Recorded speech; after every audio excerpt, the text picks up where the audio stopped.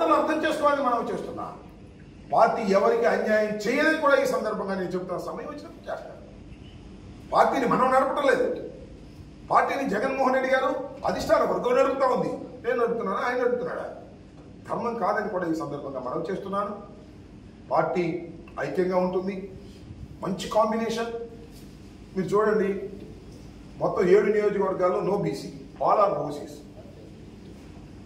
Anil Yadav with BC combination, wonderful combination.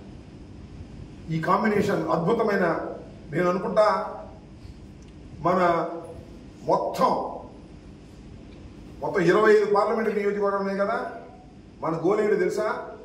25 parliamentary నియోజకవర్గాలలో ఏ నియోజకవర్గానికి కూడా నరసరావుపేటకు వచ్చినంత మెజార్టీ రాకూడదు, మందే ముందుండాలి అనేటువంటి ఉద్దేశంతో మనం ఇవాళ ఎన్నికల రణరంగంలోకి వెళ్ళబోతున్నాం. ఖచ్చితంగా ఫస్ట్ వస్తుందని కూడా ఈ సందర్భంగా నేను మనవి చేస్తున్నాను. ఏ నియోజకవర్గంలో రానంత మెజార్టీని మనం 7 శాసనసభ్యులుగా ఉన్నటువంటి అభ్యర్థులుగా ఉన్నటువంటి మేము గట్టిగా ప్రయత్నం చేయటం, మీ అందరూ సహకరించడం ద్వారా తలమానికగా ఉండాలని ఈ సందర్భంగా నేను కోరుకుంటున్నాను.